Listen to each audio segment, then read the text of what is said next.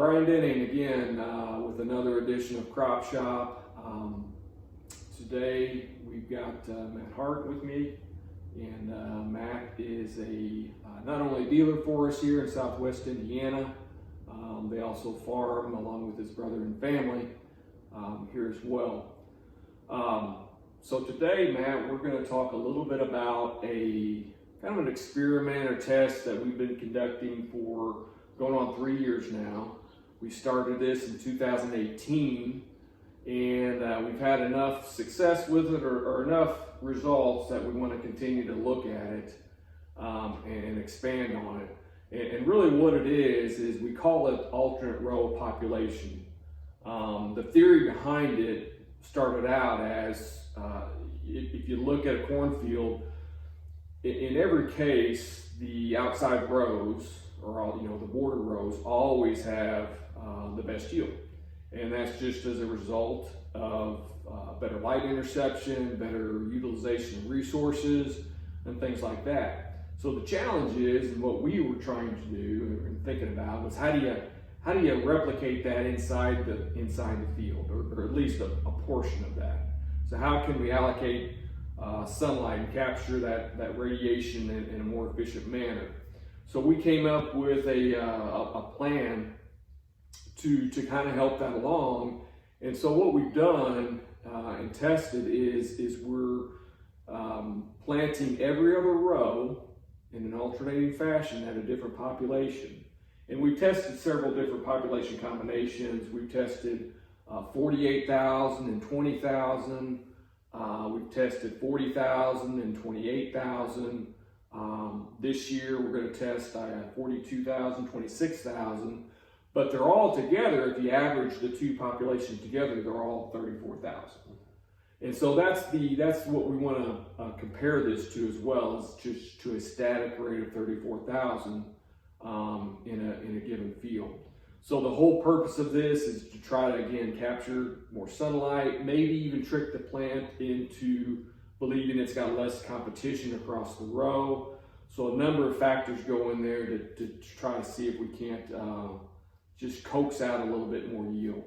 So like I said, Matt's done this and Nate have done this for the last 3 years. And so just wanted Matt to kind of share what his thoughts are on it and see what they've seen.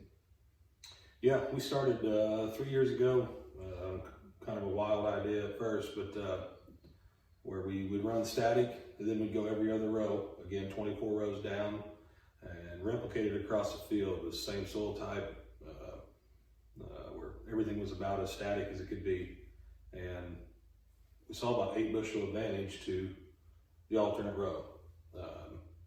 Not a lot of good explanation. I know we had a lot of discussions on how that happened and why. We even went through some tougher spots in the field where it was a little bit, the yield jumped when there was a little bit more stress on part of the field.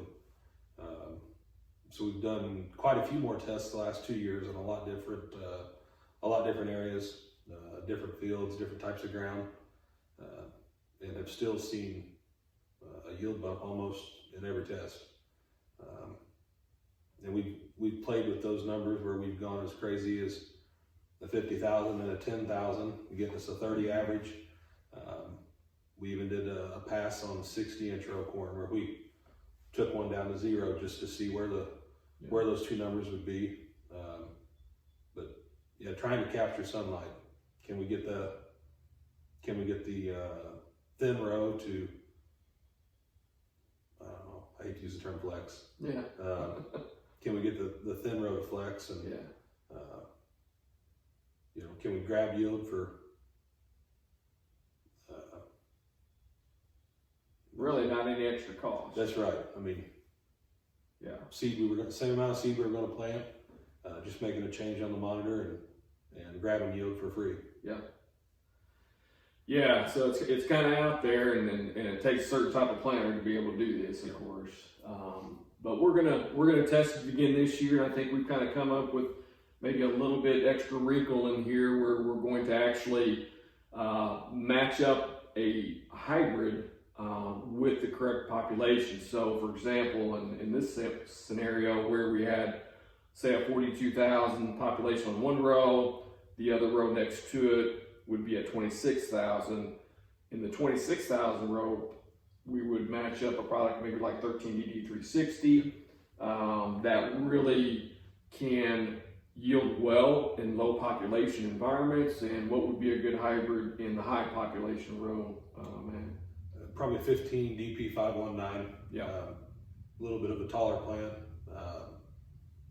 Push the pop on it. We know it's going to perform with the high pop. Yeah, I'm excited to see the 15 and 13 side by side and see if we can grab quite a bit of yield for not spending any more money. Yeah.